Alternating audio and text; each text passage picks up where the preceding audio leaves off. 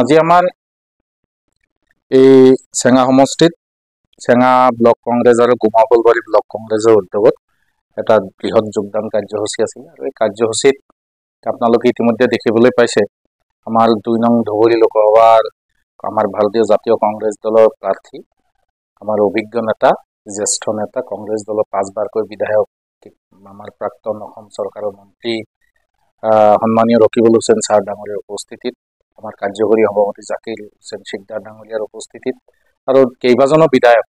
বিধায়কৰ উপস্থিতিত এটা বৃহৎ যোগদান কাৰ্যসূচী আৰু এই কাৰ্যসূচীত আপোনালোকে দেখিবলৈ পাইছে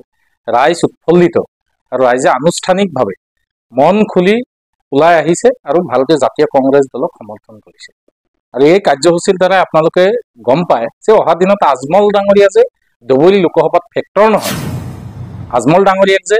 সংখ্যালঘু মানুহে যে তেখেতক যে এইবাৰ বিদায় দিব এই কথা নিশ্চিত হৈছে আৰু এই কাৰ্যসূচী অকল চেঙা সমষ্টিতে নহয়, গোটেই ধুবুৰী লোকসভাত আপুনি যিকোনো সমষ্টিত যায়, যিকোনো সমষ্টিতে আপোনালোকে গ'লে দেখিবলৈ পাব ৰাইজ উৎফুল্লিতভাৱে ৰাইজৰ মনত আনন্দ উল্লাসেৰে সৈতে ৰাইজ ওলাই আহিছে আৰু কংগ্ৰেছ দলক সমৰ্থন কৰিছে।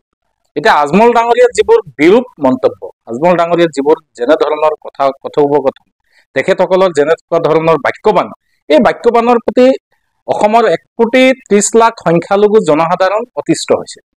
তেখেতৰ যি বিভাজনকামী ৰাজনীতি, এই তেখেতৰ যি ৰাজনৈতিক যি ধাৰা, এই বিজেপিৰ লগত তেখেতৰ যিটো হলিগুলি, বিজেপিৰ লগত তেখেতৰ যিটো বিৰিয়ানী খোৱাৰ ৰাজনীতি, বিজেপিৰ লগত তেখেতৰ যিটো পোলাও খোৱাৰ ৰাজনীতি, পায়স খোৱাৰ ৰাজনীতি, এই কথা ইতিমধ্যে গম পায় আৰু অসমৰ জনসাধাৰণে এই কথাটো গম পাইছে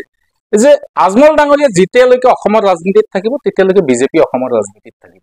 গতিকে মুখ্যমন্ত্ৰী হিমন্ত বিশ্ব শৰ্মা ডাঙৰীয়াক যদি আমি প্ৰত্যাহ্বান জনাব লাগে, মুখ্যমন্ত্ৰী হিমন্ত বিশ্ব শৰ্মা ডাঙৰীয়াৰ এই যেনেকুৱা অগণতান্ত্ৰিক তেখেতসকলৰ যি কাৰ্যক্ৰমণিকা, এই বিজেপি চৰকাৰৰ যি স্বৈৰতন্ত্ৰ ৰাজনীতি, এই ৰাজনীতিক যদি উফৰাব লাগে তেতিয়াহ'লে আজমল ডাঙৰীয়াক অসমৰ মাটিৰ পৰা তেখেতে পুলিয়ে পোখালিয়ে আমি উৎখাত কৰিব লাগিব আৰু তাৰ কাৰণে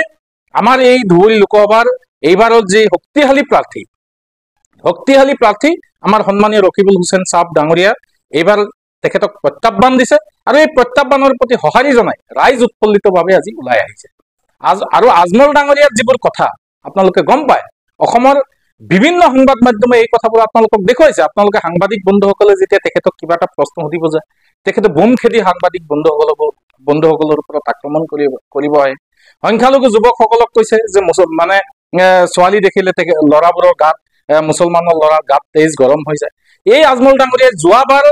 আমাৰ ঈদৰ সময়ত তেখেতে এটা বিৰূপ মন্তব্য কৰিছিলে যে গৰু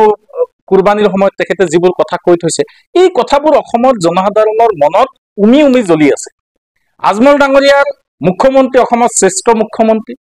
এই এনেকুৱা ধৰণৰ কিছুমান বাক্যবান, যিজন মুখ্যমন্ত্ৰীয়ে মাদ্ৰাছাৰ পৰা আৰম্ভ কৰি অসমৰ সংখ্যালঘু মুছলমানসকলৰ ওপৰত যেনেকুৱা ধৰণৰ অত্যাচাৰ, যেনেকুৱা ধৰণৰ বাক্যবান, মুছলমানৰ মানুহৰ ওপৰত তেওঁলোকৰ যেনেকুৱা ধৰণৰ অত্যাচাৰী শোষণমূলক কথা, এই কথাবোৰৰ অসমৰ ৰাইজে মনত কৰিছে আৰু তাৰ কাৰণে আজমল ডাঙৰীয়া যেতিয়া এই বিজেপিৰ লগত মিলি থাকিব তেতিয়া আমাৰ সেইটো কাৰণে অসমৰ এই সংখ্যালঘু মুছলমানসকলে এইবাৰ নিশ্চিতভাৱে গ্ৰহণ কৰি লৈছে কংগ্ৰেছ দলটোক। আমাৰ সন্মানীয় সভাপতি মহোদয়ৰ যিটো বলিষ্ঠ পদক্ষেপ, আমাৰ সন্মানীয় ভূপেন কুমাৰ বৰাদেৱৰ যিটো বলিষ্ঠ পদক্ষেপ, আজমল ডাঙৰীয়াৰ লগত যিটো মিত্ৰতা ছেদ, তেওঁলোকৰ লগত যিটো মিত্ৰতা ছেদ কৰাৰ কাৰণে আজি ভূপেন বৰা মহোদয়ক তেখেতে যি টি কথা তেখেতে শুনাই থাকে, কিন্তু আজমল ডাঙৰীয়াক বুঢ়া আঙুলি দেখুৱাই ভূপেন কুমাৰ বৰাৰ মহোদয়ে ইতিমধ্যে এই তেখেতসকলৰ যিটো মিত্ৰতা ভংগ কৰি তেখেতক দেখুৱাই দিছে আৰু তেখেতক দেখুৱাই দিয়াই নহয়, অসমৰ পৰা এইবাৰ আজমল ডাঙৰীয়াক যে উৎখাত কৰিব, ইউডিএফ দলটোক যে উৎখাত কৰিব, এই কথা নিশ্চিত হৈ পৰিছে। মই ৰফিকুল ইছলাম, প্ৰদেশ কংগ্ৰেছৰ সম্পাদক তথা মুখপাত্ৰ।